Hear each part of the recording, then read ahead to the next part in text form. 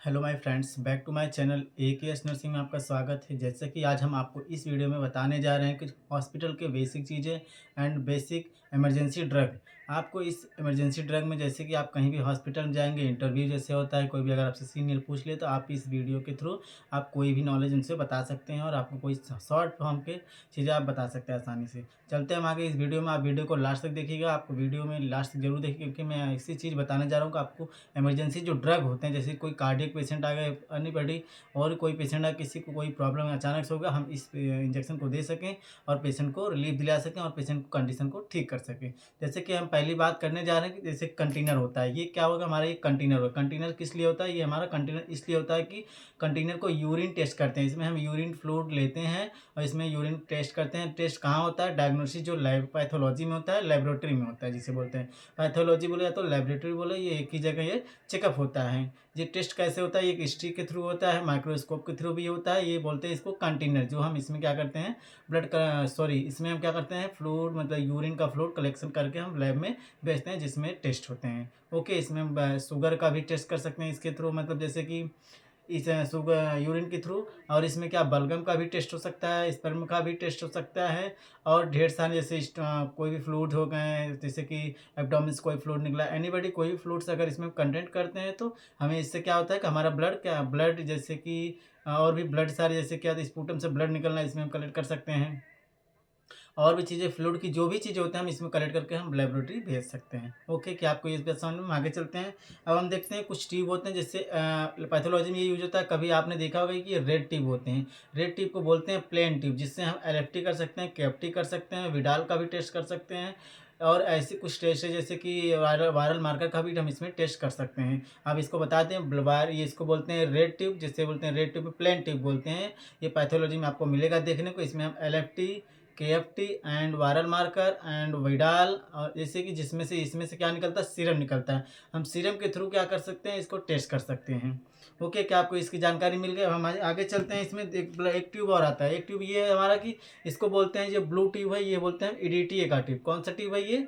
हमारा ये ईडीटीए का ट्यूब है। ईडीटीए का ट्यूब में क्या करते हैं, सीबीसी का टेस्ट करते हैं। इसे बोलते हैं सीबीसी का फुल फॉर्म हमारा कंप्लीट ब्लड काउंट, जिसमें हमारा सारा ब्लड जो कंप्लीट एचबी होता है, टीएलसी होता है, डब्ल्यूबीसी होगा, जैसे आपकी प्लेटलेट हो गए, लिकोसाइट हो गए, लिम्फोसाइट, ये सब हमारे क्या टेस्ट। हमारा जो होता है ब्लड जो होता है प्लेटलेट, हमारा जो होता है प्लेटलेट कितना होता है नॉर्मल, 1.5 लाख से 4 लाख हमारा नॉर्मल होता है। ये तो सभी को पता होगा। जो डब्ल्यूबीसी होती है हमारी कितना होती है, 4000 से 11000 हमारा डब्ल्यूबीसी होता है। अगर आपको एचबी अगर पता होगा तो आप हमें एचबी का कमेंट करिएगा, नॉर्मल रेंज कितना होता है। मेल एंड फीमेल में डिफरेंट होता है। मेल और फीमेल में डिफरेंट क्यों होता है? मेल और फीमेल में डिफरेंट इसलिए होता है कि वो कितना डिफरेंट होता है ये आपको पता है? डिफरेंट हमारा होता है आधा लीटर का, हमारा डिफरेंट होता है। जो औरत और आदमी में जो डिफरेंट होती है ब्लड की कलेक्शन की, ब्लड जो होती है हमारे शरीर में आधे लीटर की डिफरेंट होती है। जो मेंस्ट्रुएशन साइकिल की वजह से उनकी जो आधा लीटर ब्लड कम होती है फीमेल की, इसलिए कम होती है मेंस्ट्रुएशन साइकिल की वजह से। ठीक है, इस चीज़ का ट्यूब क्या यूज है आपको पता चला। इसमें सीबीसी का टेस्ट करते हैं, विडाल भी कर सकते हैं, सीरम भी इसमें से हम निकाल सकते हैं। ओके, और ब्लड ग्रुपिंग भी कर सकते हैं हम आपको नेक्स्ट वीडियो में ब्लड ग्रुपिंग का जरूर बताएंगे, ब्लड ग्रुप कैसे करते हैं। ओके, हम आगे अब चलते हैं। एक हमारा ट्यूब, हमारे पास एक ट्यूब और है, इसको बोलते हैं, कौन सा ट्यूब बोलते हैं ये? इस पर लिखा है सोडियम फ्लोराइड। इसमें जो लिखा है सोडियम फ्लोराइड, फ्लोराइड का इसमें टेस्ट होता है। ये हमारा शुगर का टेस्ट करने के लिए होता है। किसका? शुगर का। शुगर का टेस्ट तो हम इसमें भी करते हैं, इसमें से भी सीरम निकलता है, लेकिन हम इसमें मोस्टली हम इसमें करते हैं। इसमें क्यों करते हैं? इसमें मोस्टली करेक्ट है, क्या मतलब आता है, जो हमारा करेक्ट मतलब वो आता है ब्लड शुगर का एवरेज जो आता है, हमारा जो नॉर्मल रेंज आता है, इसमें करेक्ट एकदम सही से आता है इसमें। ओके, क्या आपको इतनी जानकारी मिल गई? हम आपको बताने जा रहे हैं इसमें कुछ कैनुला टाइप्स होते हैं। कैनुला कितने प्रकार के होते हैं? कैनुला हमारे होते हैं 8 प्रकार के। कितने प्रकार के होते हैं कैनुला? 8 प्रकार के। कौन कौन से होते हैं?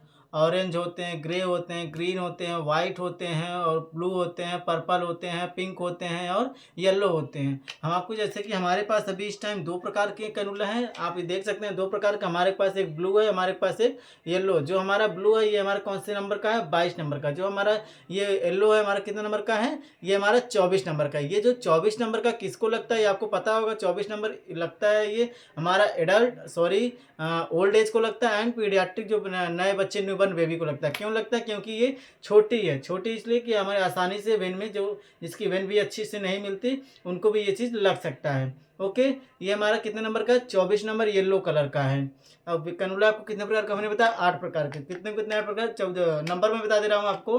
14 होते हैं, 16 होते हैं, 17 होते हैं, 18 होते हैं और 20 होते हैं, 22 होते हैं, 24 होते हैं और 26 होते हैं। जैसा कि आपने देखा कि इतने प्रकार के होते हैं, 8 प्रकार के हमारे कैनुला हो गए। ये हम आपको ये ब्लू है, ब्लू में हम ट्रांसफ्यूजन भी कलर कर सकते हैं, ब्लड ट्रांसफ्यूजन, और हम ब्लू फ्लूइड का भी ट्रांसफ्यूजन कर सकते हैं। फ्लूइड को भी हम इनटेक करा सकते हैं, पेशेंट को चढ़ा सकते हैं। और हम किस लिए कर सकते हैं? ड्रग मेडिकेशन करने के लिए भी कर सकते हैं, ड्रग को एडमिनिस्ट्रेशन करने के लिए भी यूज़ करते हैं, ड्रग लगाने के लिए भी यूज़ कर सकते हैं। हमारा ये कितने नंबर का है? 22 नंबर का कैनुला है। आपको इतनी जानकारी मिल गई। अब हम आपको बताने जा रहे हैं कि ये थर्मामीटर होता है। क्या बोलते हैं इसको? थर्मामीटर। ये क्या होता है? थर्मामीटर किस लिए यूज होता है? हम बॉडी के टेम्परेचर को चेक करने के लिए थर्मामीटर का यूज़ करते हैं। कितने मिनट में हम थर्मामीटर को मेजरमेंट करते हैं, आप बता सकते हैं? 3 मिनट में हम थर्मामीटर का मेजरमेंट करके पेशेंट का बॉडी का टेम्परेचर पता लगा सकते हैं।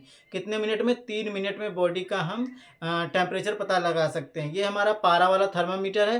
थर्मामीटर 2 प्रकार के आते हैं, एक पारा होता है, एक क्या होता है? इलेक्ट्रिक होता है। आपको दोनों देखने को मिलेगा, आपको दोनों में ही अच्छा क्या रीज़न आता है इसमें, ठीक है? दोनों में अच्छा ही लगभग रिजल्ट आता है। आपको पता चला टेम्परेचर कितने मिनट में हम क्या कर सकते हैं? मतलब उसका रिजल्ट ले सकते हैं। 3 मिनट में हम इसका रिजल्ट ले सकते हैं, जिसमें क्या हो जाए टाइम जो हम आपको बता दें, जो इलेक्ट्रिक वाला होता है उसमें आवाज़ आती है। जब आप थर्मामीटर लगाएंगे उसके एक्जिला में, तो उसमें से जब कुछ टाइम हो जाएगा उसमें से आवाज़ आती है, टी टी टी टी की आवाज़। जब तक वो टी टी की आवाज़ नहीं आए तब तक हम क्या करेंगे? उसको हम वहाँ से थर्मामीटर को नहीं हटाएंगे। इस चीज़ को आप ज़्यादा ध्यान दीजिएगा, नहीं तो आपको क्या रिजल्ट गलत आएगा। और थर्मामीटर टेम्परेचर क्यों लेते हैं हम? क्योंकि उनको फीवर की वजह से। फीवर कैसे होता है? फीवर उनको इन्फेक्शन की वजह से होता है। इन्फेक्शन कैसे होता है? इन्वायरमेंट अच्छा नहीं होता है। इन्वायरमेंट अच्छा कैसे नहीं होता है? कि हम क्या अपने घर में स्वच्छता नहीं रखते हैं, अपने कपड़े स्वच्छता नहीं पहनते, डेली नहाते नहीं हैं, नेल कटर नहीं रखते हैं, स्वच्छ खाना नहीं खाते हैं, ज़्यादा स्पाइसी खाना खाते हैं। इस वजह से हमारा इन्वायरमेंट भी अच्छा नहीं होता, हमारा मेंटेन हाइजीन भी नहीं हो सकता। मेंटेन हाइजीन कैसे नहीं हो सकता? क्योंकि हम बाहर की चीज़ें खाते हैं और मीट मसाला ज़्यादा खाते हैं। इस चीज़ के क्या हमारे प्रॉब्लम हो सकती हैं? मेंटेन हाइजीन प्रॉब्लम मेंटेन नहीं होगी। जो हमारी एक ओटीपीटी होती है, ये ओटीपीटी जो होती है हमारी बढ़ती कैसे है? ये हमारी स्पाइसी खाने से वजह से बढ़ती है। जो आजकल बच्चों के पेट में या फिर किसी एडल्ट में, किसी ओल्ड एज में क्या होता है? एब्डोमेन पेन होता है। अचानक से कभी सुने होंगे कि उनके पेट में एब्डोमेन पेन हो रहा है, उनके पेट में एब्डोमेन पेन रहा है। एब्डोमेन मीन्स होता है पेट। पेट में कभी दर्द आप सुने होंगे, गाँव वाली बात बोल रहे हैं आपको। पेट में दर्द जो होता है अचानक से, वो क्यों होता है? क्यों होता है कि इसलिए बहुत लोग की कोई रीज़न भी हो सकते हैं, लेकिन बहुत लोग जो मेन रीज़न होते हैं, आजकल जो रीज़न होते हैं सबसे ज़्यादा बाहर की चीज़ें खाने से, समोसे, चाउमीन, ये मैगी और मंचूरियन राइस, ये सब बाहर की चीज़ें खाने से क्या होती हैं कि बहुत सारी प्रॉब्लम होती है। तो इस चीज़ों को हमें बहुत कम खाना चाहिए, अवॉइड करना चाहिए, ज़्यादा से ज़्यादा अवॉइड करें। कभी कल हो गया तो ठीक है, लेकिन कभी ज़्यादा से ज़्यादा क्या करना चाहिए? अवॉइड करना चाहिए। और हमें मेंटेन हाइजीन क्यों कैसे रखना चाहिए? कि हमें हरी सब्ज़ी खाना चाहिए, प्रॉपर खाना खाना चाहिए, में टाइम टू टाइम खाना चाहिए, हमारा हेल्थ भी अच्छा रहेगा। सबसे पहले हेल्थ, हमारा हेल्थ अगर मेंटेन रहेगा तो सब कुछ मेंटेन रहेगा आपका। ये चीज़ सबसे ध्यान रखिएगा। आप गर्मी आ गई तो गर्मी में सबसे ज़्यादा क्या करेंगे? आप पानी पिए, खाना कम खाएँ। पानी जितना पिएँगे आपको उतनी ही बेनिफिट रहेगी। पानी में सबसे ज़्यादा इलेक्ट्रॉल घोल के पी सकते हैं, ग्लूकोन-डी भी आता है, घोल के पी सकते हैं। और क्या, चीनी नमक भी और नींबू घोल के पी सकते हैं, गन्ने का रस पिएँ। ये सब चीज़ गर्मी के लिए इसलिए लाभदायक है क्योंकि ठंडे चीज़ होते हैं। और हमारे पेट में अत्यधिक क्या हो सकती है? गर्मी होती है। गर्मी क्यों होती है? कि हम बिना टाइम, पहली बात तो पानी गर्म पिएँगे, नल का पानी पिए सबसे ज़्यादा। और हम फ्रिज का पानी कम पिएँ। क्योंकि फ्रिज का पानी क्यों पीते हैं ज़्यादा? क्योंकि फ्रिज का पानी तो पीते हैं, उसी टाइम पे बहुत ठंडा लगता है कि हमें बहुत, लेकिन वो जितना आप फ्रिज का पानी पिएँगे उतनी क्या होगा? आपको दिक्कत होगी। आपका फ्रिज का पानी आप पी लीजिए 1 घंटे के अंदर, जैसे अभी हम फ्रिज का पानी पिए, 1 घंटे बाद प्यास देखो कितना तेज लगता है। और नल का पानी, ताज़ा पानी पिए और उसके बाद देखिए कितना आपको क्या लगता है? प्यास लगती है। सबसे ज़्यादा आपको बेनिफिट नल का पानी, ताज़ा पानी पीजिए, सबसे बेस्ट यही है। और आप ठंडा पानी जितने पिएँगे उसको पेट में प्रॉब्लम होती है, वो एब्डोमेन में प्रॉब्लम होती है। इसलिए हमें ज़्यादा से ज़्यादा ठंडा पानी कम पिए, क्योंकि वो लीवर पे इफ़ेक्ट पड़ता है, हमारे लीवर पे डायरेक्ट ये पड़ता है। लीवर पे सूजन आएगी तो हमारे पेट में दर्द होगा, बहुत सारी प्रॉब्लमें आएँगी। पीजिए, लेकिन क्या है, नॉर्मल करके पानी पीजिए ठंडा, ठीक है?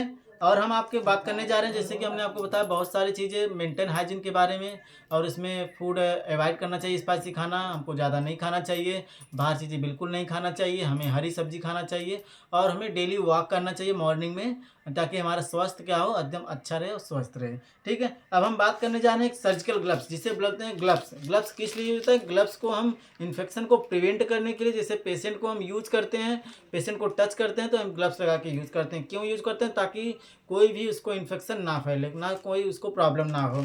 इस चीज़ के लिए हम ग्लव्स पहनते हैं। ग्लव्स में 2 टाइप्स ग्लव्स आते हैं, एक सर्जिकल आता है, एक नॉर्मल ग्लव्स आता है। सर्जिकल ग्लव्स क्या मेन रीज़न है? सर्जिकल ग्लव्स हम इसलिए यूज़ करते हैं, सर्जिकल ग्लव ओटी के लिए यूज़ करते हैं। जैसे ओटी का फुल फॉर्म है ऑपरेशन थिएटर। ऑपरेशन थिएटर में क्या होता है, आपको ये भी बता दें, ऑपरेशन थिएटर में ये होता है कि ऑपरेशन से हम सब कुछ करते हैं। जैसे किसी चीज़ का ऑपरेशन हो गया, स्टेक्टोमी का हो गया, पित्त का थैली स्टोन का हो गया, किडनी स्टोन का हो गया, या फिर यूट्रस का हो गया, और ढेर सारी ऐसी जो बीमारियां हैं कि हमें सर्जरी के थ्रू उसको डिस्कनेक्ट किया जाता है, और इसलिए हम उसके ग्लव्स का यूज़ करते हैं। इसमें कोई प्रिवेंट नहीं है, ये सबसे बेटर सर्जिकल ग्लव्स है, इसको बोलते हैं सर्जिकल ग्लव्स। सर्जिकल ग्लव्स जैसे आपको पता होगा किस लिए यूज़ करते हैं, सर्जिकल ग्लव्स को हम यूज़ करते हैं कि ताकि कोई भी इन्फेक्शन ना हो, हम अच्छे से उसको प्रोटेक्ट कर सकते हैं, अच्छे से उसको हम बचा सकें। ठीक है, और हम जैसे लूज ग्लव्स भी आते हैं। आपको लूज ग्लव्स किस लिए करते हैं? जैसे कि कैथेटर लगाना, अनदर कोई भी काम करना, और जैसे कि कैथेटर कितने प्रकार, कैथेटर भी हम आपको वीडियो अपलोड करेंगे, कैथेटर के बारे में भी आपको हम बताएंगे। आपको हम बताने जा रहे हैं डिस्पोजल। डिस्पोजल कितने कितने एम का होता है? 3 ml का होता है, 50 ml का होता है, 1 ml का होता है, और 2 ml का भी होता है। आपने देखा नहीं होगा लेकिन होते हैं। 5 ml का भी होता है, और 20 ml का भी होता है। कितने कितने ml का होता है? 50 ml, 20 ml, 10 ml, 5 ml, 2 ml, 3 ml और 1 ml की भी होती है इंजेक्शन, जो कि आप सबक्यूटेनियस इंजेक्शन लगाने के लिए काम आते हैं, जिसको बोलते हैं एससी शॉर्ट फॉर्म में, सबक्यूटेनियस। ठीक है, उस सबक्यूटेनियस के बारे में अभी आपको हम बताएंगे कि इंजेक्शन किस लिए यूज़ करते हैं और क्यों यूज़ करते हैं। हम आपको सारी जानकारियाँ देंगे इसमें। ये होते हैं बैंडेज, इसको बोलते हैं बैंडेज। एक नॉर्मल सा बैंडेज है ये, जिससे हमको इंजरी होने पे हम इसको क्या कर सकते हैं? बांध सकते हैं। इंजरी होने पे हम इसको बांध सकते हैं, ये बैंडेज हमारा है। ओके, बैंडेज किस किस में काम आता है? हमारा गॉसपीस भी बनाने काम आता है, और प्लस हम इंजरी होने पे भी यूज कर सकते हैं। और अगर किसी को फीवर है तो बैंडेज के थ्रू हम क्या कर सकते हैं? उसको भिगो के, इसको पूरे बॉडी को अच्छे से भिगो के, इसके बाद इसको अच्छे से क्लीन करना, इसके लिए भी यूज कर सकते हैं। बैंडेज के बारे में आपको पता है, 2 भी बैंडेज होते हैं। क्रे बैंडेज भी होता है, जो हमारे क्रे बैंडेज इसलिए यूज़ करते हैं, कहीं भी बॉडी में अगर आपको स्वेलिंग आई है, मोच आई है, या फिर किसी प्रकार की चोट लगी है, तो उसको हम क्या सकते हैं? लगा सकते हैं। उसको बोलते हैं क्रे बैंडेज, जिसको हम देसी भाषा में बोलते हैं गरम पट्टी।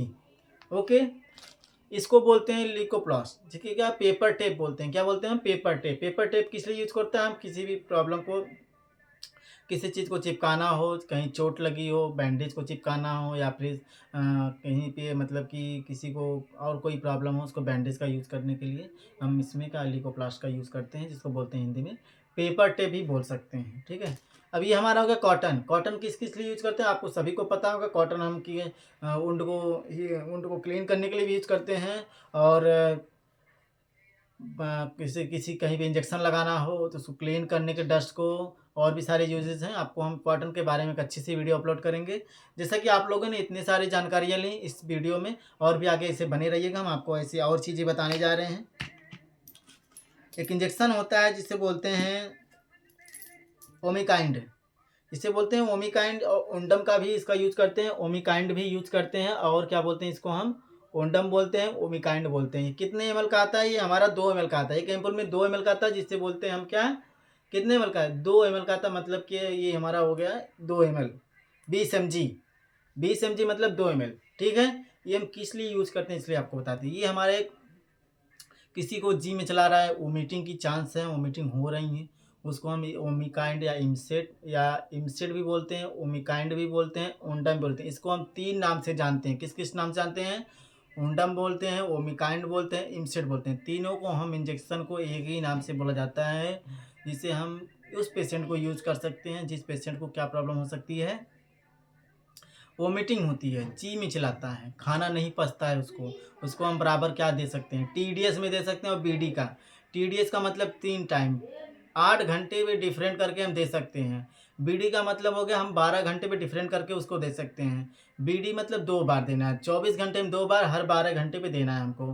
ठीक है, और हमको इसका क्या मतलब हो गया, TDS का मतलब 8 घंटे में, हर 8 घंटे देना है, दिन भर में 3 बार देना है TDS।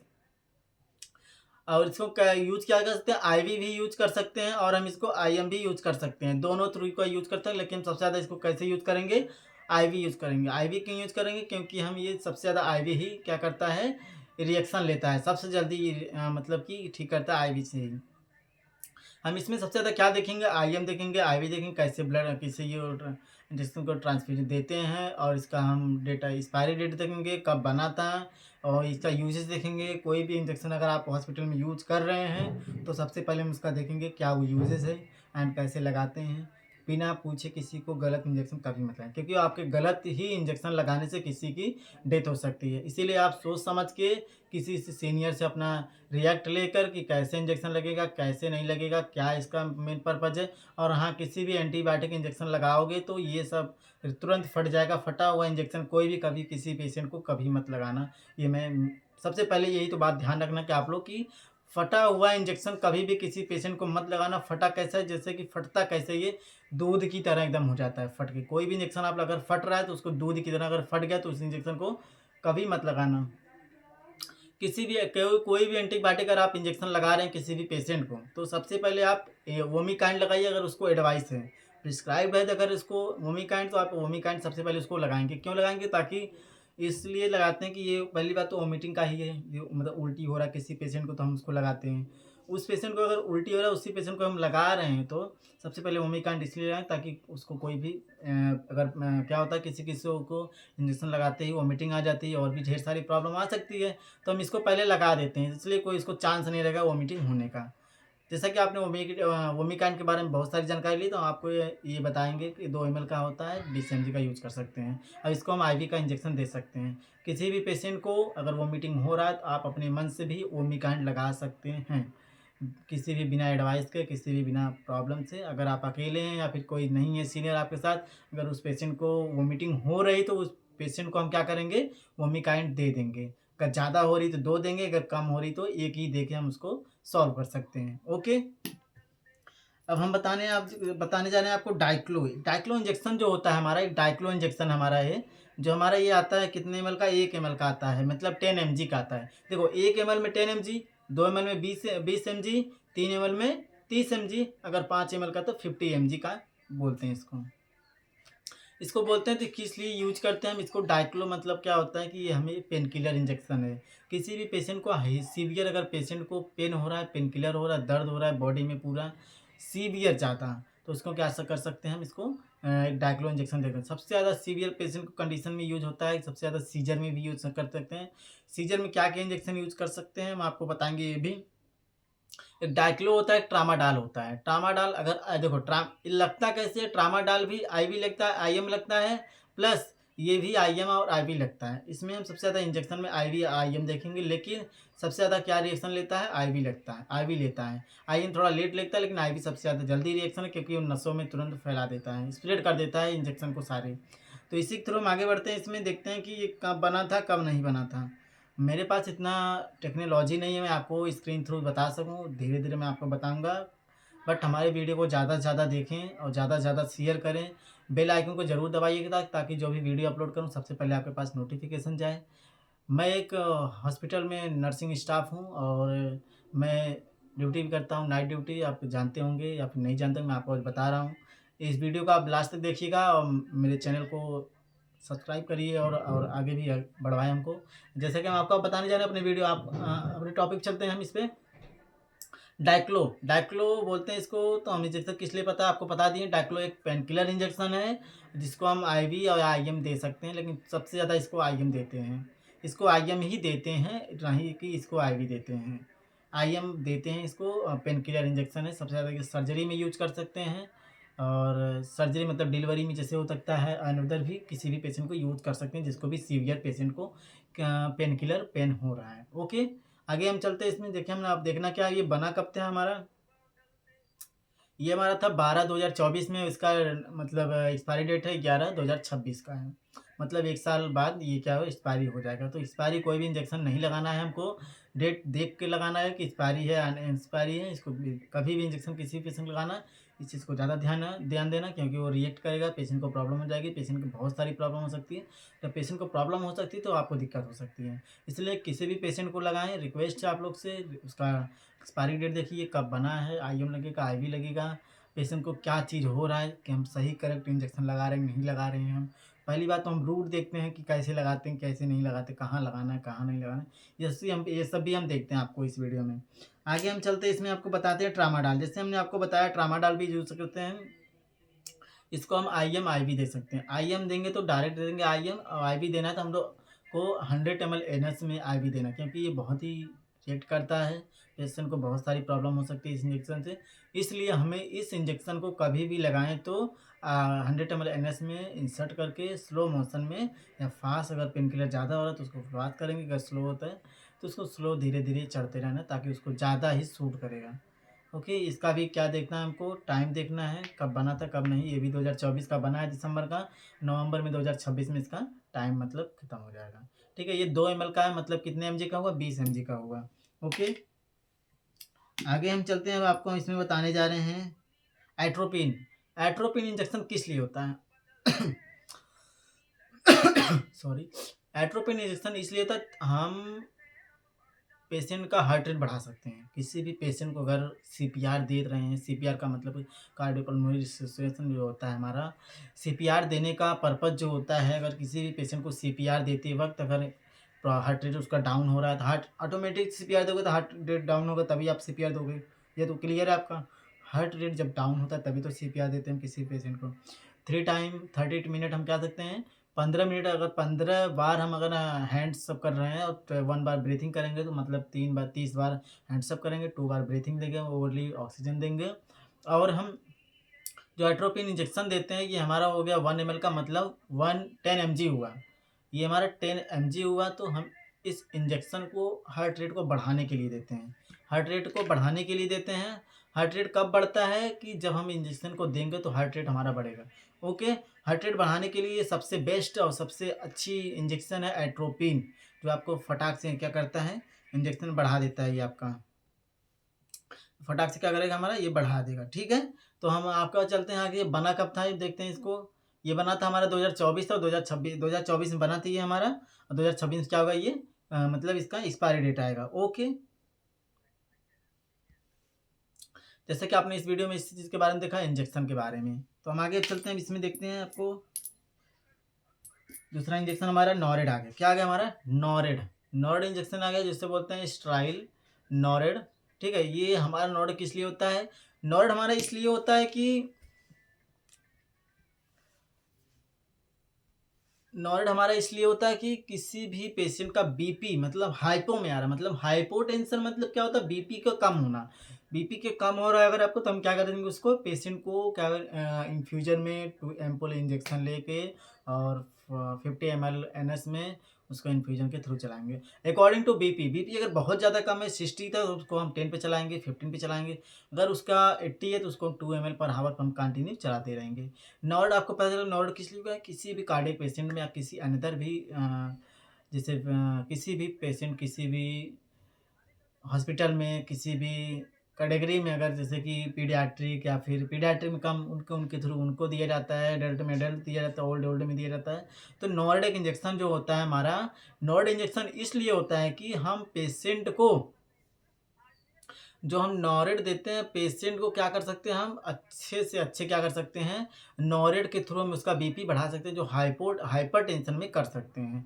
जो उसका बीपी क्या है, हाइपोटेंशन। जो हमारी बीपी नॉर्मल रेंज होती है, बीपी की नॉर्मल रेंज होती है 120/80 mmHg।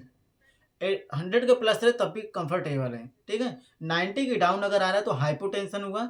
अगर आपका 100 के प्लस जा रहा है, 50, अगर आपका 50+9 आ गया, 150/90 अगर mmHg आ गया, तो आपको हाइपर टेंशन में भी ये पेशेंट जा रहा है। तो हाइपर टेंशन में अगर ये पेशेंट जा रहा है तो आपको क्या करना चाहिए, हमको एक इंजेक्शन आता है एनटीजी। एनटीजी का मतलब होगा कि बीपी को कम करना होता है, जो कि हम बीपी को अगर 200 प्लस है, 180 प्लस है, तो हम एनटीजी का इंजेक्शन, वो भी ब्लड ट्रांसफ्यूजन की वजह से, सॉरी, इन्फ्यूजन पंप की वजह से हम उसका क्या करेंगे, चलाएँगे। कभी भी एनटीजी एंड नॉरेड कभी भी डायरेक्ट नहीं लगाना चाहिए। ये एक बहुत ही हैवी, बहुत ही सीवियर इंजेक्शन है कि हम तुरंत अट्रैक्ट करता है, इसको हम कभी भी इंजेक्शन चलाते हैं। कोई भी पेशेंट को डायरेक्ट कभी मत लगाना, भूल कर भी मत लगाना कि डायरेक्ट लगा दें। तुरंत उसकी बीपी क्या होगी, बढ़ जाएगी या फिर तुरंत उसकी बीपी बैठ जाएगी। इससे कभी ऐसा गलती कभी नहीं करेंगे हम। इस गलती को हम कभी नहीं करेंगे ताकि इस पेशेंट को कोई भी प्रॉब्लम ना हो सके। जब उस पेशेंट को हम इस चीज़ को एंटीजी को देंगे तो बीपी कम करेगा, और नॉर्ड को देंगे उसका बीपी हाइपरटेंशन में करेगा, बीपी को एंटीजी देंगे तो हाइपोटेंशन में करेगा। आपको ये पता चलेगा नॉरेड और क्या एंटीजी के बारे में आपको पता चल गया। तब हम आपको बताने जा रहे हैं, अब इसमें क्या बताने जा रहे हैं हम, नेक्स्ट हम आपको बताएंगे ये बताएंगे लाइसिक्स, जिसको बोलते हैं फ्रूसिड, जिसने बोलते हैं फ्रूसिड मोनोफ्रोलोसिमाइड, जिसे बोलते हैं लैक्सिक्स। किस किस लिए यूज करते हैं लैक्सिक्स, हम यूज करते हैं अगर पेशेंट की बीपी हाइपरटेंशन में जा रही है, 180 150 जा रही है, तो हम क्या कर सकते हैं 20 mg दे सकते हैं, 40 mg दे सकते हैं, इसके लिए भी यूज़ कर सकते हैं। और प्लस अगर पेशेंट को सांस लेने में भी कोई भी प्रॉब्लम हो रही है, बीपी हाइपरटेंशन में है, सांस लेने में भी प्रॉब्लम हो सकती है, तो हम उसको भी क्या सकते हैं दे सकते हैं। क्या दे सकते हैं उसको हम दे सकते हैं लैसिक्स के इंजेक्शन दे सकते हैं। लैसिक्स ये बोलते हैं 20 mg और 20 mg का मतलब 2 ml का भी इंजेक्शन ये आता है, ठीक है। अब जैसा कि हमने बताया कि आपको बीपी को कम करने के लिए या फिर शॉर्टनेस ऑफ ब्रीथिंग की प्रॉब्लम है, तो उस पेशेंट को हम दे सकते हैं। और हम उस पेशेंट को भी दे सकते हैं जिसकी भी यूरिन नहीं आ रही हो। अगर उसकी पेशेंट की बीपी हाई है और यूरिन नहीं आ रही, तो उसको हम दे सकते हैं ताकि उसको यूरिन आसानी से आ सके। आप कभी-कभी पेशेंट को देखेंगे, जब भी बीपी पेशेंट की हाइपर होती है तो उसको क्या-क्या प्रॉब्लम हो सकती है, आप मुझे कमेंट में बताइएगा। जब किसी भी पेशेंट की बीपी की हाइपर होती है तो उसको क्या-क्या प्रॉब्लम हो सकती है, आप मुझे कमेंट बताइएगा। और जैसे कि आप स्वेटिंग होती है और क्या-क्या प्रॉब्लम होती है, आप मुझे बताइएगा। और हम आपको बता दिए लाइसिस किस-किस से यूज़ करते हैं, हाइपरटेंशन में यूज़ करते हैं, प्लस यूरिन नहीं है तो उसको भी यूज़ कर सकते हैं। और एक इंजेक्शन आती है जो कि आपकी होती है डेरिफालिन। डेरिफालिन जो होती है 2 ml का होता है, जिसे बोलते हैं 20 mg। ये हमारा यूज़ कर सकते हैं। हम किस लिए यूज़ कर सकते हैं डेरिफालिन को? डेरिफालिन को हम यूज़ कर सकते हैं शॉर्टनेस ऑफ ब्रीथिंग। एसओबी का फुल फॉर्म होता है शॉर्टनेस ऑफ ब्रीथिंग। मतलब कि उसको सांस लेने में बहुत ही प्रॉब्लम हो रही है, उसको डेरिफालिन इंजेक्शन दे के उसकी हम सांस लेने की प्रॉब्लम को सेटल कर सकें। और उसको बाईपैप के थ्रू सपोर्ट दे सकते हैं, या फिर ऑक्सीजन के थ्रू सपोर्ट कर सकते हैं, या फिर एनआईवी के थ्रू सपोर्ट सकते हैं। हमारी वीडियो में अपलोड किया एनआईवी, एंड फोटो भी अपलोड किया एनआईवी। आप एनआईवी मशीन देख सकते हैं जिसे बोलते हैं वेंटिलेटर।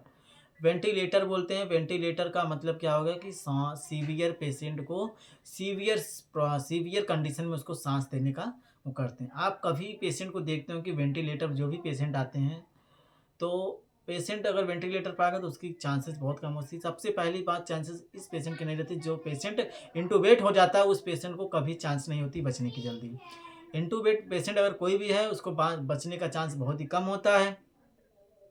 और हम एक मतलब मैं पेशेंट को देख रहा था, आईसीयू में था। आईसीयू का फुल फॉर्म क्या होता है? इंटेंसिव क्रिटिकल केयर यूनिट होता है। ये हमारा आईसीयू का फुल फॉर्म होता है कि मैं आईसीयू में ड्यूटी कर रहा था, तो एक पेशेंट ही बहुत ही गंभीर रूप से वो क्या इंटूबेट था, प्लस उसको बहुत सारी प्रॉब्लम थी। वो एक अल्कोहलिज़्म पेशेंट था जो बहुत ज़्यादा अल्कोहलिज़्म करता था। उसको बहुत सारी प्रॉब्लम थी। उसको एब्डोमिन पूरा फ्लूइड कलेक्शन हो गया था। और उसकी प्रॉब्लम ये थी, उसको एनआईवी की सपोर्ट पे था, मतलब वेंटिलेटर पे सपोर्ट पे था। तो पेशेंट के अटेंडर ने कहा कि भाई ये बताओ मुझे कि अगर कोई पेशेंट वेंटिलेटर पे हो जाता है, क्या वो बच जाते हैं? तो हमने कहा ऐसी कोई बात नहीं कि पेशेंट नहीं बचता, पेशेंट बच जाता है। पेशेंट की अब डिजीज़ कंडीशन पे क्या डिफरेंट होता है, क्या वो होती है डिजीज़, कैसी है, कैसी नहीं है, तो उस पे डिपेंड करता है कि उसका ज़रूरी अगर शॉर्टनेस ऑफ ब्रीथिंग ही केवल है तो पेशेंट बचने का फुल चांस होता है। अगर और सारी डिफ़िकल्टी अगर उसके ज़्यादा से ज़्यादा सीवियर अगर उसको डिजीज़ कंडीशन है तो बहुत ही मुश्किल हो जाता है बचना उसका। और मुश्किल होता है इसीलिए क्योंकि वो शॉर्टने वेनाई भी उसी पेशेंट को लगता है जिसकी सैचुरेशन एकदम बेकार हो, सैचुरेशन एकदम डाउन हो। ऑक्सीजन लगाने पे भी नहीं काम कर रहा है, ना ही उसको बाईपाइप लगाने पे काम कर रहा है। ऐसी कोई भी वर्क जो मैंने यूज़ कर सकता, ऑक्सीजन दे सकता, बाईपाइप दे सकता हूँ, लेकिन ऐसा कोई भी चीज़ उस पे क्या कर सकता है, सपोर्ट नहीं ले रहा है। इसकी वजह से हम क्या कर सकते हैं, उसको पेशेंट को एनआईवी का यूज़ कर सकते हैं, जिसको बोलते हैं वेंटिलेटर। या वेंटिलेशन भी बोल सकते हैं, वेंटिलेटर भी यूज़ यूज़ करते हैं। ये सबसे ज़्यादा आपको शॉर्टनेस ऑफ ब्रीथिंग हॉस्पिटल जहाँ भी होगा, सीवियर पेशेंट या फिर क्रिटिकल पेशेंट जहाँ भी रखे जाए, सबसे ज़्यादा के कार्डियक पेशेंट में मिलेंगे आपको एनआईवी की सपोर्ट, और भी अंदर मिलते हैं, बहुत कम मिलते हैं। सबसे ज़्यादा कार्डियक सेंटर पे आपको ये सिस्टम देखने को मिलेंगे। जैसा कि आपको पता चल गया कि वेंटिलेशन क्या होता है, वेंटिलेटर क्या होता है, जिसको एनआईवी, तीनों चीज़ को एक ही चीज़ बोलते हैं। जैसे वो उस फिर मैं आपको कंटिन्यू इस बात को बता रहा हूँ, जिस पेशेंट को एडमिट था, उस लड़के ने आके मुझे बोला कि भाई ये बताओ ऐसी-ऐसी बात है, तो क्या वो पेशेंट बच सकते हैं? तो उसने बोला कि हाँ, मैं बोला कि हाँ, बिल्कुल बच सकते हैं, ऐसा कोई बात नहीं, नहीं बच सकते हैं। भाई वो डिज़ीज़ कंडीशन पे डिफरेंट करता है, डिफेक्ट करता है, इफ़ेक्ट करता है कि वो कैसा पेशेंट है। तो उसने कहा कि मैं एक वीडियो देख कर आया। मैं एक वीडियो देख कर आया कि वो खान सर का वीडियो देख के आया। तो हमने कहा वाह भाई क्या बात है! आपने खान सर का वीडियो देख लिया, तो खान सर के वीडियो में आपने क्या देखा? तो उसने बताया खान सर का वीडियो मैंने यही देखा कि वेंटिलेशन जो लगता है जिस पेशेंट को, क्या वो पेशेंट बच सकते हैं? तो उसने मैं बोला अच्छा ठीक है, मुझे भी दिखाओ थोड़ा, मैं वेंटिलेशन के बारे में थोड़ा देखूँ तो क्या खान सर बताते हैं। तो खान सर ने उसमें यही बता रहे थे कि जिस पेशेंट को वेंटिलेटर पे अगर आ गया, इंटूबेट पेशेंट हो गया, तो उसका बचने का पूरा चांस नहीं होता, वो पेशेंट नहीं बच सकता। तो हमने उस पेशेंट को पहली बात तो उस अटेंडर को साहस दिलाया, क्योंकि वो अपने माँ-बाप का सबसे बड़ा लड़का था, और सबसे बड़ा लड़का था तो उसको बहुत सारी ज़िम्मेदारियाँ थी।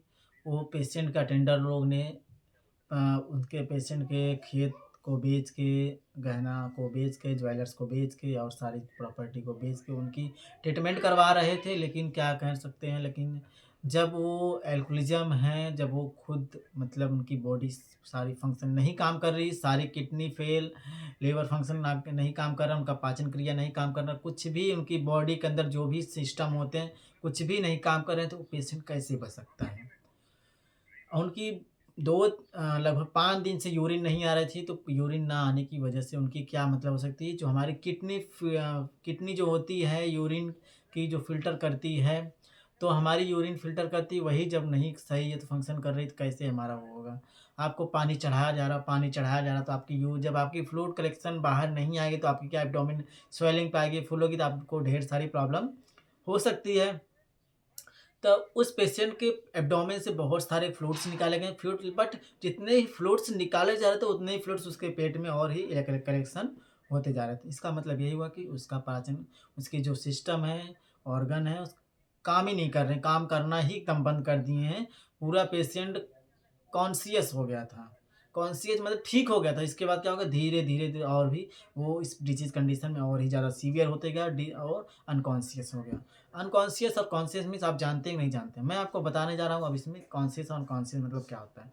कॉन्शियस मतलब ये होता है कि पेशेंट जो अपना सारा वर्क कर सके, बॉडी कम हिला सके, बॉडी कुछ बातें करता है। अनकॉन्शियस मतलब कि बॉडी मूवमेंट ही ना कर रहा हो।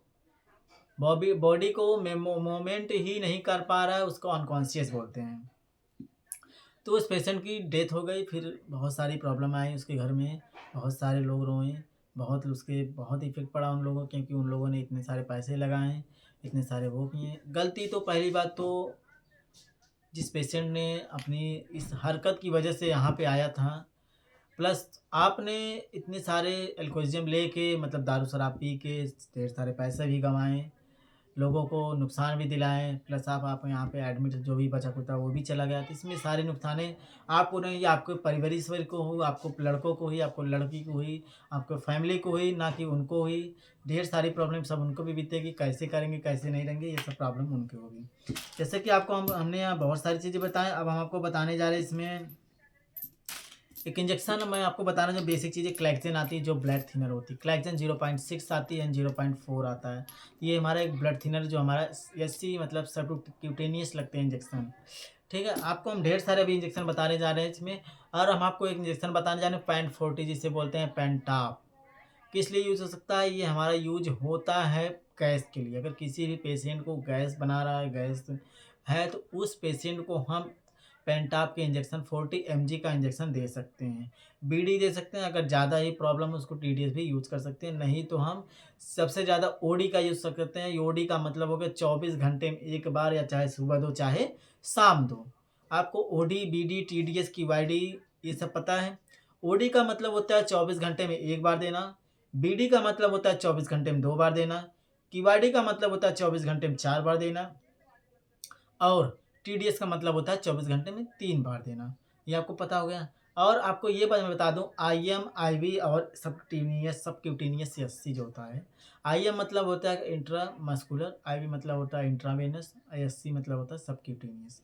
जैसे कि आपने इस चीज़ के बारे में जाना। और आपको एक इंजेक्शन बताते हैं जो कि डब्ल्यूबीसी जो हमारा होता है, व्हाइट ब्लड सेल होते जो हमारे होते हैं, कितना नॉर्मल होता है 4000 से 11000 जो हमारा नॉर्मल होता है। तो अगर डब्ल्यूबीसी किसी भी पेशेंट का अगर बढ़ा है तो उसको हम क्या इंजेक्शन दे सकते हैं? पिप्टाज की इंजेक्शन आती है 4.5 ग्राम की, जो एंटीबायोटिक होती है, हम उसको पेशेंट को दे सकते हैं। ठीक है।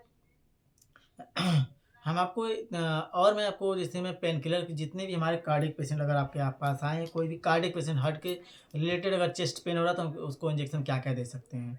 आपको मैं बता दूं, क्लेक्जन इंजेक्शन दे सकते हैं, पेंट 40 दे सकते हैं जिसे बोलते हैं पेंटा 40 mg होता है, और हम दे सकते हैं पिप्टाज भी दे सकते हैं उस पेशेंट को। अगर उस पेशेंट को ज़्यादा शॉर्टनेस ऑफ ब्रीथिंग है, सांस लेने में प्रॉब्लम, उसको हम डेरिफालिन का भी यूज़ कर सकते हैं। जो हमारा क्लेक्जन होता है बीडी का यूज़ कर सकते हैं, मतलब 24 घंटे में 2 बार दे सकते हैं। पिप्टाज जो हमारा आता है 24 घंटे में 3 बार दे सकते हैं, और हमारा जो पेन 40 होता है 24 घंटे में 1 बार दे सकते हैं। इतना आपको बस डेरिफालिन होता था, हो सकता है जो हम अगर ज़्यादा प्रॉब्लम है शॉर्टनेस ऑफ ब्रीथिंग तो 3 बार, अगर कम है तो 2 बार, नहीं तो 1 बार। ओके।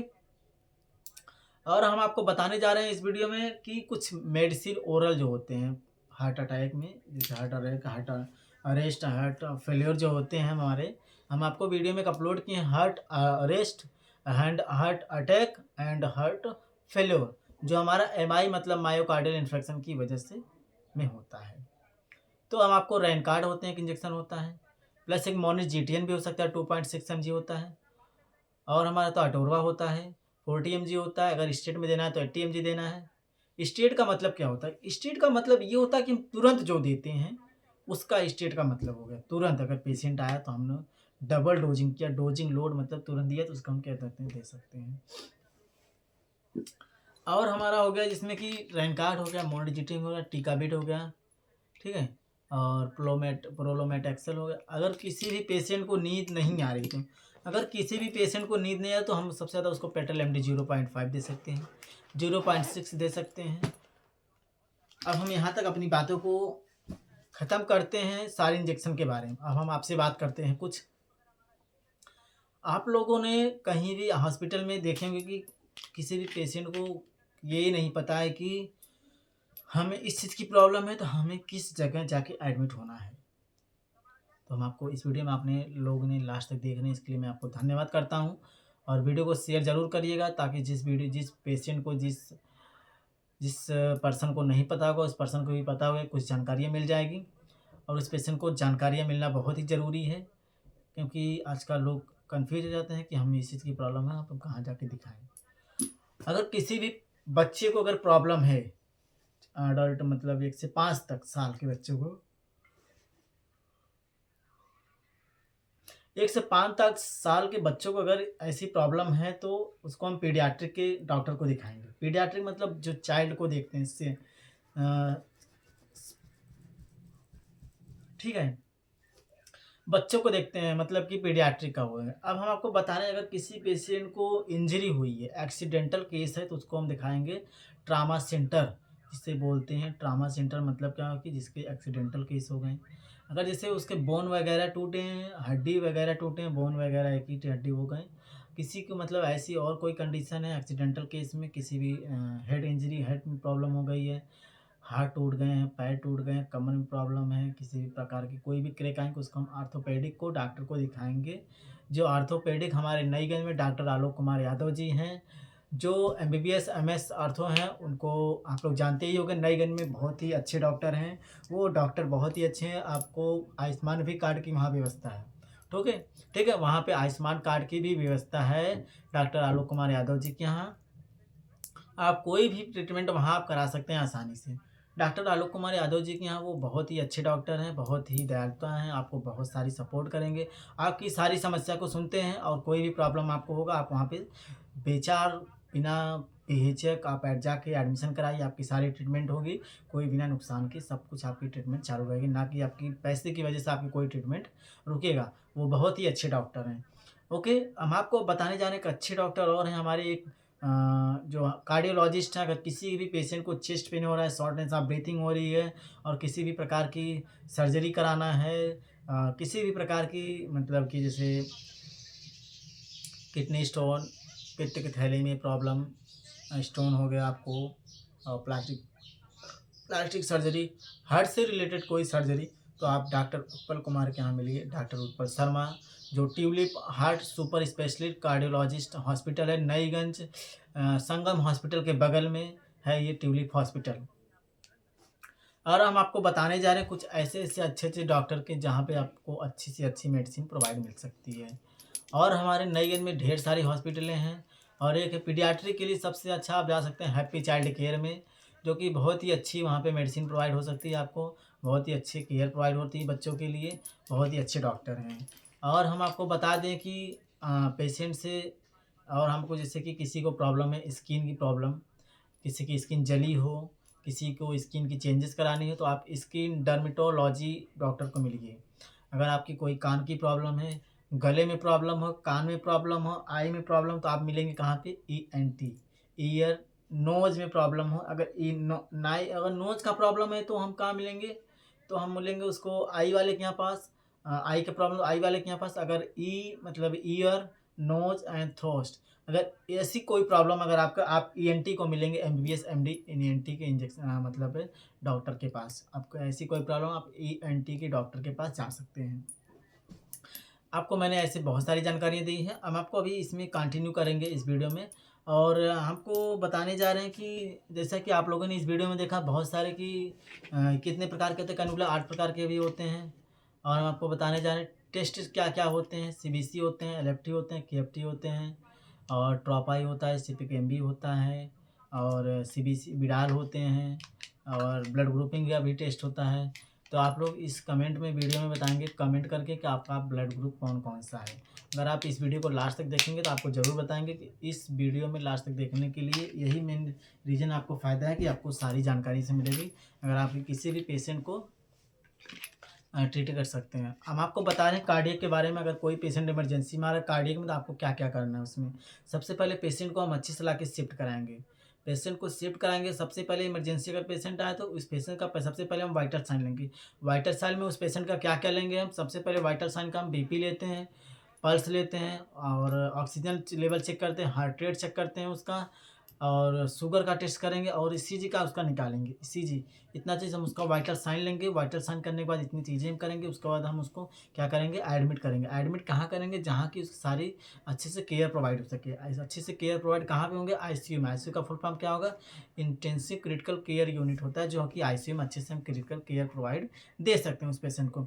उस पेशेंट को ICU में इंसर्ट करेंगे। ICU में पहली बात उसको हम शिफ्ट कराएंगे। ICU में शिफ्ट करने के बाद उसको हम क्या करेंगे, अच्छे से पहले बेडशीट तैयार करेंगे। उसको अगर उसको शॉर्टनेस ऑफ ब्रीथिंग है, उसको तो हम 90 डिग्री पे उसको क्या करेंगे, उसको सिट कराएंगे, बैठाएंगे अच्छे से। उसको क्या करेंगे फिर, अगर ज़्यादा प्रॉब्लम है उसको पहले सबसे पहले अगर BP उसकी वाइटल साइन तुरंत उसको कनेक्ट करेंगे। वाइटल साइन में BP देंगे। अगर BP उसकी बढ़ी है तो, BP अगर बढ़ी है उसकी, तो हम क्या करेंगे, उस BP में बढ़ी है तो, BP अगर बढ़ी है तो उसको हम सबसे पहले क्या करेंगे, उसको हम एंटीजी ऐड करेंगे। तुरंत एंटीजी ऐड करने के बाद तुरंत उसको लैसिक्स देंगे। लैसिक्स 40 mg का एडवाइस करेंगे। लैसिक्स 40 mg देने के बाद उसकी जब BP थोड़ी थोड़ी कम होगी, उसकी जो सिम्टम देखते हैं BP बढ़ने की, मतलब घबराहट होगी उसको, बेचैनी होगी उसको। बेचैनी होने के बाद और उसको ऐसी प्रॉब्लम होगी कि उसको पसीना आएगी, स्वेटिंग आएगी, प्यास लगेगी, बहुत सारी ऐसे जो उसके साइन सिम्टम देखते हैं। ये होते कैसे हैं, ये हाइपरटेंशन इसलिए होते हैं कि वो ज़्यादा सोचते हैं, ज़्यादा टेंशन लेते हैं किसी चीज़ को, या फिर उसको कभी कभी हार्ट अटैक आने के भी चांस हो सकते हैं। इसमें डेथ होने की चांस भी हो सकते हैं। अगर कार्डियक पेशेंट है उसका डेथ होने का भी चांस हो सकते हैं, अगर उसको समय से ट्रीटमेंट ना कराया जाए। लेकिन हम क्या करेंगे, उसको समय से ट्रीटमेंट कराएंगे। समय से ट्रीटमेंट कराने के लिए हमें क्या करना चाहिए, अगर थोड़ी सी भी प्रॉब्लम कोई होती है, हमें तुरंत क्या करना चाहिए, डॉक्टर के पास जाना। हमें कोई भी थोड़ी सी लापरवाही करेंगे तो हम पेशेंट को जान गंवा बैठेंगे। नज़र हटी दुर्घटना घटी, ऐसी भी कंडीशन हो सकती है। ऐसे कंडीशन को ना होने की वजह से हमें क्या करना है, तुरंत डॉक्टर के पास दिखाना चाहिए। कोई भी प्रॉब्लम, आजकल ऐसी प्रॉब्लम तो छोटी से छोटी प्रॉब्लम को क्या कर सकते हैं कि उसको दिखा सकते हैं। तो हम इस पेशेंट को अच्छे से दिखाएँगे, कार्डियक पेशेंट को। और ने जो होते हैं नेफ्रो को होते हैं, नेफ्रो का मतलब क्या होता है और न्यूरो का मतलब क्या होता है? नेफ्रो का मतलब ये होता है कि जो हम किडनी किडनी के डॉक्टर को देख के, अगर आपकी किसी भी पेशेंट को किडनी की प्रॉब्लम है, डायलिसिस कराना है, किडनी की प्रॉब्लम, उसको हम नेफ्रो को डॉक्टर को दिखाएँगे। जो भी हमारे यहाँ ट्यूलिप हॉस्पिटल में डॉक्टर संदीप देशमुख बैठते हैं, एमबीबीएस एमडी डीएम हैं, जो कि बहुत ही अच्छे डॉक्टर हैं। आपको देखने में बहुत ही सफलतापूर्वक आपको ट्रीटमेंट करा के आपको ठीक करने का पूरा संपूर्ण लेते हैं। और जो न्यूरो होते हैं, न्यूरो का मतलब यही होता है मानसिक रूप से अगर किसी भी पेशेंट का प्रॉब्लम है, आप मानसिक रूप से पेशेंट को हम क्या कर सकते हैं, दिखा सकते हैं। हम कहाँ पे न्यूरो को पेशेंट को दिखा सकते हैं। और आपको अगर कोई प्रॉब्लम हो, गायनेकोलॉजी का मतलब आप समझते हैं, गायनेकोलॉजी का मतलब यही होता है कि किसी भी फीमेल को कोई भी अगर प्रॉब्लम है, उनके फीमेल के रिलेटेड, उसको हम गायनेकोलॉजी पेशेंट को गायनेकोलॉजी डॉक्टर को दिखाएँगे। फीमेल डॉक्टर होते हैं सबसे ज़्यादा गायनेकोलॉजी में, जो बीएचएमएस होते हैं, एमबीबीएस भी होते हैं, एमडी, और बहुत सारे भी छोटे-मोटे भी डॉक्टर हो सकते हैं वैसे। और जैसे कि डायग्नोसिस जो होते हैं, डायग्नोसिस का मतलब होता है जाँच केंद्र। जो डायग्नोसिस जाँच केंद्र होता है, हम वहाँ पे क्या-क्या कर सकते हैं, यूएसजी मतलब अल्ट्रासाउंड हो गया, सीटी स्कैन मतलब होगा, सीटी का मतलब कंप्यूटर टोमोग्राफी हो गया, एमआरआई का मतलब होता है मैग्नेटिक रेसोनेंस इमेजिंग हो गया। हम इतने सारे भी टेस्ट करा सकते हैं वहाँ पे।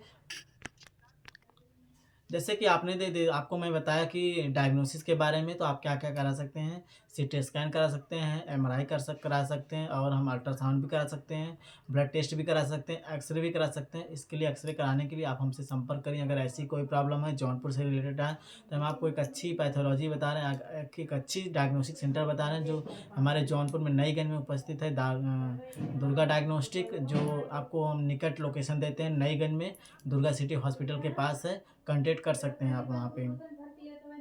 और हम आपको बताने जा रहे हैं कि कुछ और भी डॉक्टर हॉस्पिटल वहाँ पे हैं, और भी कुछ जानकारी मैं आपको बता रहा हूँ कि जो हमारे और भी स्किन डर्मेटोलॉजी हो गए, पीडियाट्रिक हो गए, न्यूरोलॉजी हो गए, साइकियाट्रिक अगर पेशेंट को दिखाना है कि आप साइकियाट्रिक पेशेंट को आप दिखा सकते हैं, जो मेंटल एमएचएन जो होता है, mental health nursing, mental MHN मतलब होता है मेंटल हेल्थ नर्सिंग, ओके। और सीएचएन मतलब होता है कम्युनिटी हेल्थ नर्सिंग या फिर चाइल्ड हेल्थ नर्सिंग होता है। इसके बारे में आपको बता रहे हैं। आप अगर साइकियाट्री का मिलना है तो आप बनारस में आप दिखाइए, कहीं भी हॉस्पिटल में। हॉस्पिटल है, बहुत ही अच्छा हॉस्पिटल है, वहाँ दुर्गा कुंड के पास हॉस्पिटल है। वहाँ पे सारे भी पेशेंट जितने भी जाते हैं, बहुत अच्छे से ट्रीटमेंट होके उनका जाते हैं। अब हम आपको बताने जा रहे हैं इसमें कि बहुत ही अच्छी चीज़ें, कि कुछ नॉलेज बता रहे हैं, बेसिक चीज़ें, जिससे कि स्टडी के थ्रू बताने जा रहे हैं कि एजुकेशन के बारे में। अगर आपको कोई कोर्स करना है, ANM, GNM, BSc nursing, B pharma, post BSc nursing, तो आपको अब तो एंट्रेंस एग्ज़ाम आ गया, तो एंट्रेंस एग्ज़ाम देने के लिए आपको, इसीलिए आप पास आउट करेंगे तभी आपका वो होगा।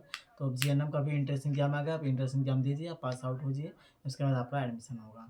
एडमिशन सब गवर्नमेंट में, अगर अच्छा नंबर आया तो गवर्नमेंट कॉलेज मिलेगा, अगर अच्छा नंबर नहीं आया तो आपको तो प्राइवेट कॉलेज आपको हमेशा के लिए वो रखा गया है। बस आप पेपर दिए रहिए, आपको अच्छा ही नॉलेज, आपको अच्छा ही कॉलेज मिलेगा। बस अच्छे से आप मेहनत कीजिए, आपको कोई ही दिक्कत नहीं होगी। और हम आपको इस वीडियो में बताने जा रहे हैं कि जो हमारा ये हमने आपको बताया कि बीपी पेशेंट को वाइटल साइन चेक करना, पेशेंट अगर आईसीयू में आ गया तो उसको हम देखेंगे, अगर उसको शॉर्टनेस ऑफ ब्रीथिंग सीवियर है तो उसको हम वेंटिलेशन का यूज़ करेंगे, वेंटिलेटर का यूज़ करेंगे। तो अगर कम है उससे तो बाईपैप का यूज़ कर सकते हैं, उससे भी कम है तो क्या कहते हैं, उसको ऑक्सीजन दे सकते हैं, ऑक्सीजन, नॉर्मल ऑक्सीजन पे भी उसको ट्रीटमेंट कर सकते हैं। तो उसको हम एडवाइस क्या कर सकते हैं, पहली बात तो उसका ईसीजी करेंगे, ईसीजी उसका देखेंगे हार्ट रेट कितना है, हार्ट रेट अगर उसका बहुत ही ज़्यादा है, उसको एक इंजेक्शन आता है, अगर हार्ट रेट का 200 प्लस है, तो उसको में एक आता है, वो डायज़ियम इंजेक्शन आता है, जो डायज़ियम इंजेक्शन कभी भी डायरेक्ट नहीं लगाना है। और उसको एक डायज़ियम इंजेक्शन जो होता है, हम एक एनएस में लेकर 2 ml डायज़ियम, 3 ml एनएस को लेकर उसको थ्रू उसका पेशेंट को दे सकते हैं, उसका हार्ट रेट तुरंत मैनेज हो जाएगा। और हम आपको दे सकते हैं उनको MgSO4 हो जाता है, जिसको बोलते हैं मैग्नीशियम, 2 एम्पल मैग्नीशियम में और एनएस में उसको फ्लूइड कलेक्ट करके उस पेशेंट को हम आराम से दे सकते हैं, ताकि उसका हार्ट रेट क्या मैनेज हो सका। उसको एडवाइस करना है तो हम उसको बीडी में एडवाइस कर सकते हैं, अगर उसका हार्ट रेट ज़्यादा है। और हम दे सकते हैं एनएस का मतलब क्या होता है, नॉर्मल सलाइन होता है, ठीक है। डीएनएस का मतलब डेक्स्ट्रोज नॉर्मल सलाइन होता है।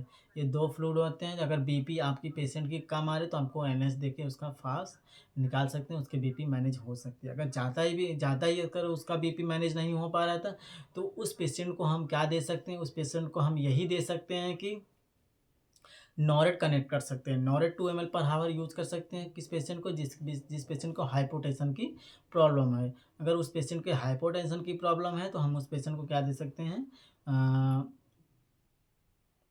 नॉरेट कनेक्ट कर सकते हैं। अगर हाइपरटेंशन की प्रॉब्लम है तो एंटीजी का कनेक्ट कर सकते हैं।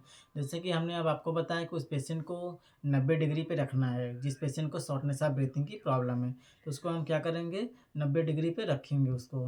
90 डिग्री पे हम जब उस पेशेंट को रखेंगे अच्छे से तो उसके क्या होंगी, उसकी सांस लेने की प्रॉब्लम कम होगी। सांस लेने की प्रॉब्लम जब कम होगी तो आपको कोई प्रॉब्लम नहीं हो सकती है।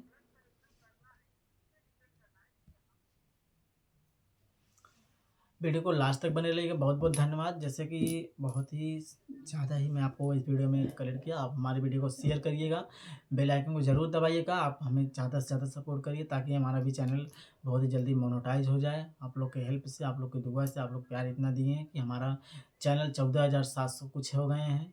इस आप लोग ऐसे ही अपना आशीर्वाद और प्यार बरसाए रहिएगा और हम आपको सपोर्ट देते रहेंगे। आप भी हमारा सपोर्ट दीजिए, हम आपको ऐसे ही नर्सिंग एजुकेशनल देते रहेंगे।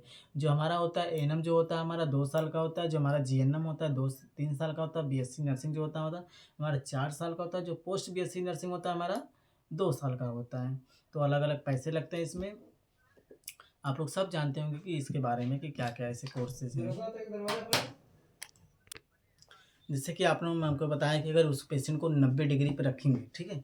उस पेशेंट को अगर हम 90 डिग्री पे रखें तो उसकी शॉर्टनेस ऑफ ब्रीथिंग कम होगी और उसको साँस लेने में बहुत ही कम दिक्कत होगी और उसका साँस भी मैनेज हो सकता है।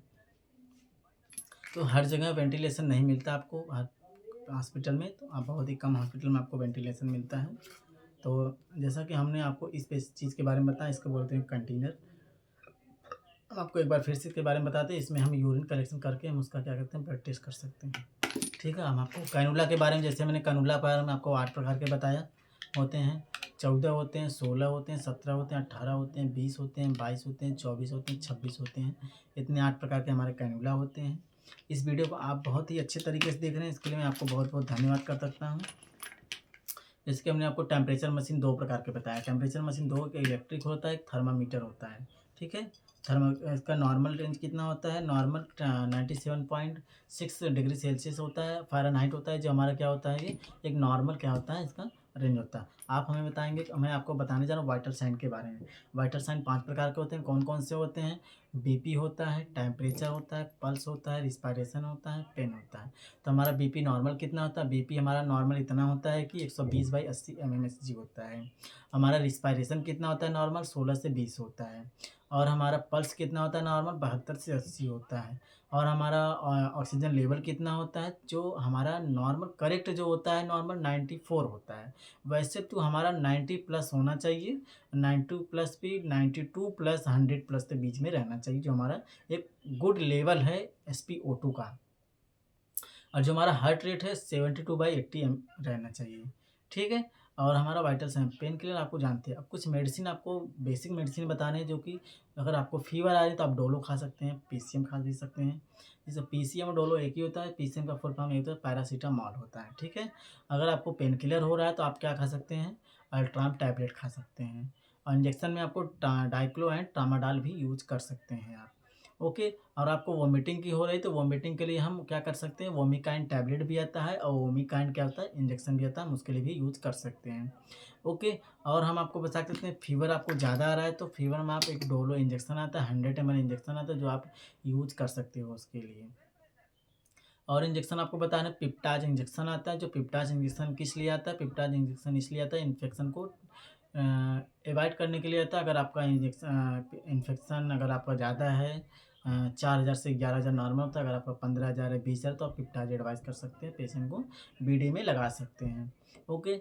पेनटॉप किस लिए पेशेंट को यूज़ होता है? पेनटॉप उस पेशेंट को यूज़ होता है जिस पेशेंट को गैस की प्रॉब्लम हो। और एक इंजेक्शन और आता है जो रेंटेक इंजेक्शन होता है। रेंटेक इंजेक्शन जो होता है उस पेशेंट को भी दे सकते हैं जिस पेशेंट को गैस की प्रॉब्लम हो। टैबलेट भी आता है पेनटॉप की, और रेंटेक के टैबलेट भी आते हैं। एक इंजेक्शन होता है जो सर्जरी में यूज़ होता है, सीजर में, मतलब डिलीवरी में जो सीजर हुआ रहता है, जेंटामैक्सिन। जेंटामैक्सिन जो 20 mg का होता है, मतलब 2 ml का आता है। वो इन्फेक्शन को, मतलब जो भी बैक्टीरिया को किल करने के लिए वो होता है, ताकि घाव को जल्दी हील करे और जल्दी से ठीक हो। एक इंजेक्शन आता है एमकासिन। जो एमकासिन होता है ये भी एक एंटीबायोटिक इंजेक्शन में लगाया जाता है। ये भी क्या कर सकता है, घाव को हील करने में हेल्प करता है, मदद करता है। ओके। और जैसे कि हमने बहुत सारे चीज़ें इसमें नॉलेज दी, आप इस नॉलेज को बहुत ही ज़्यादा आगे बढ़ाइएगा। तो ऐसे हमारे वीडियो को और ग्रोथ करवाइए और सपोर्ट करिए, हमारे वीडियो को ज़्यादा से ज़्यादा देखें, और ताकि मेरा वॉच टाइम जो बढ़े। अब मेरा जब वॉच टाइम बढ़ेगा तभी हमारा क्या होगा, चैनल क्या होगा, मोनेटाइज होगा। तो आप लोग हमें जानते होंगे, मेरा नाम अभिषेक कुमार है, मैं एक जीएनएम का स्टूडेंट हूँ। मैं फ्रॉम टू जौनपुर से हूँ। अगर आपको कोई भी प्रॉब्लम हो, आप मेरे कॉन्टैक्ट नंबर मिल सकते हैं, 9807820379 पे आप कॉन्टैक्ट कॉल कर सकते हैं। आपको कोई भी परेशानी हो, कोई भी पेशेंट को किसी भी परेशानी हो, आप मुझे बता सकते हैं, आप दिखा सकते हैं। मैं आपको बता सकता हूँ, सारी जानकारी दे सकता हूँ कि इस पेशेंट को कहाँ दिखाना है। अगर आपको स्टडी के फार्म, अगर स्टडी की कोई फॉर्म या फिर एजुकेशन के बारे में कोई चीज़ आप पूछना चाहते हैं, आप मुझसे कॉन्टैक्ट करिए। हम आपको इसके बारे में सारे नॉलेज देंगे। अगर आप किसी भी हॉस्पिटल के बारे में आप नॉलेज लेना चाहते हैं, आप उसके बारे में सारे आपको नॉलेज देना सकते हैं, दे सकते हैं। अगर आप हमें कोई भी और मेडिकेशन के बारे में पूछ सकते हैं, हम आपको मेडिकेशन के बारे में बता सकते हैं। और किसी बुक के बारे में पूछेंगे तो आपको बुक के बारे में हम आपको सारी नॉलेज इस वीडियो चैनल पे देंगे। बस हमारे वीडियो को, चैनल को आप ज़्यादा से ज़्यादा देखें और ज़्यादा से ज़्यादा शेयर करें इस वीडियो को, ज़्यादा से ज़्यादा लिंक पहुँचाएँ, और ताकि जो भी वीडियो हो, इस वीडियो को अच्छे से शेयर करें और अपने दोस्तों को शेयर करें, और दोस्तों से बोलो कि 10 लोगों को देखें, 10 लोग वो वीडियो अगर देखेंगे तो वो भी, उनसे भी बोलो 10 लोग का हेल्प करें।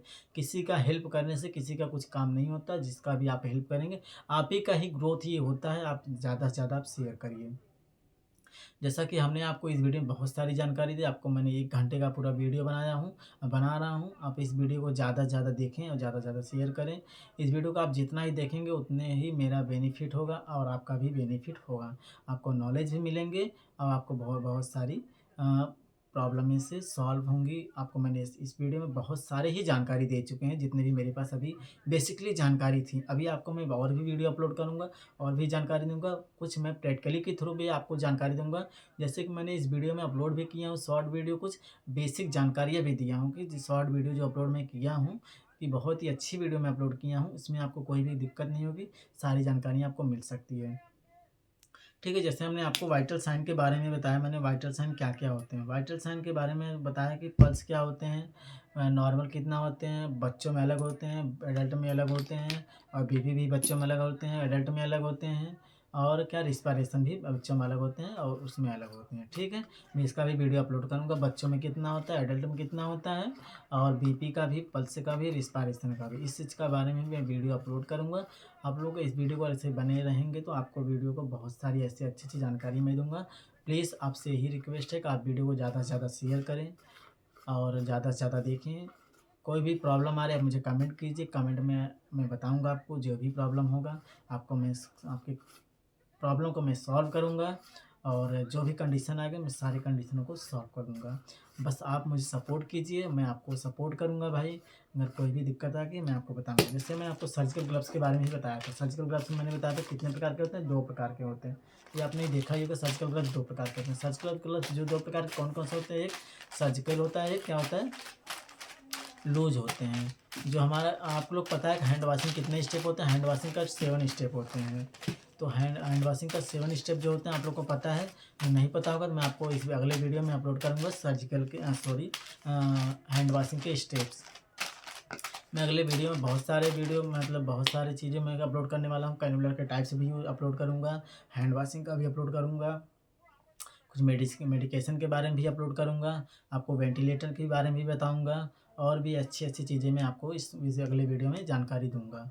तो इस वीडियो में आपको बताने जा रहा हूँ कि मेन चीज़ यही है कि मेरा पर्पज़ है कि आप लोग को बेसिक चीज़ें आनी चाहिए। जब आपको बेसिक चीज़ें आएँगी तो आप भी तभी भी कभी कहीं भी हॉस्पिटल में अगर इंटरव्यू देने जा रहे हैं तो आप पूछ सकते हैं ना कि इंजेक्शन कितने प्रकार के होते हैं, इंजेक्शन कितने टाइप से लगते हैं। और आपको मैं ये भी चीज़ बताऊँगा इंजेक्शन का जो टाइम होता है, कब लगता है, और रूट राइट ड्रग, ये सब सबसे पहली बात तो हमें कोई भी इंजेक्शन लगाने, पहली बात तो हम देखेंगे लगाना कब है, पहली बात ये हो गया। दूसरी बात ये हो गई कि हम देखेंगे कि ये रूट क्या है इसका, आईएम है कि आईवी है, रूट क्या है उसका, राइट रूट देखेंगे, लगाना कहाँ है और लगाएँ कैसे। ठीक है? बहुत सारे ऐसी चीज़ हमें देखना है इसमें, और एम्कासिन भी आपको हमारे बता ही दिया मैंने, एट्रोपिन बता दिया, एडीआर भी बता दिया। एडीआर भी जो होता है ये भी हमारा कार्डियक पेशेंट भी यूज़ कर सकते हैं। एडीआर का इंजेक्शन भी हम कार्डियक पेशेंट में यूज़ कर सकते हैं। मैंने आपको बहुत सारे ऐसे इंजेक्शन के बारे में बताया, तो आपको इस वीडियो में लास्ट तक बने रहिए। बहुत बहुत धन्यवाद। Thanks for my watching video. जैसे कि मैंने आपसे बहुत ही रिक्वेस्ट भी कर रहा हूँ, आप मेरे वीडियो को अपलोड करिए, मतलब अपलोड में देखिए और चैनल को सब्सक्राइब करवाइए और वॉच टाइम ज़्यादा कंप्लीट करवाइए और इस वीडियो को ज़्यादा से ज़्यादा देखें। ठीक है, इस वीडियो को जितना ही आप देखेंगे उतना ही मेरे लिए बहुत ही अच्छा रहेगा। वीडियो को लास्ट तक बने रहिए। बहुत बहुत धन्यवाद। Thanks for my watching video. AKS nursing में आपका स्वागत है और आपका मोस्ट वेलकम है। आप ऐसे ही वीडियो को ज्वाइन करिए और हमारे वीडियो को ज्वाइन करने के लिए एकेएस नर्सिंग सर्च करिए, उसको सब्सक्राइब करिए, कमेंट करिए, बेल आइकन को जरूर दबाइएगा, ताकि जो भी वीडियो का अपलोड प्रॉब्लम हो मैं उसको कमेंट में बताइए, मैं उस वीडियो को सॉल्व करूँगा, उस वीडियो को अपलोड करूँगा। आपको जो भी वीडियो चाहिए, आपको कि हमें इस चीज़ का वीडियो अपलोड करिए, ये चीज़ बताइए, वो चीज़, मैं आपको सारी वीडियो को अपलोड करूँगा और आपको सारी चीज़ें मैं बताऊँगा। Okay, thanks for my watching video. अब अगले वीडियो में, नेक्स्ट वीडियो में आपको मिलता हूँ अगले दिन।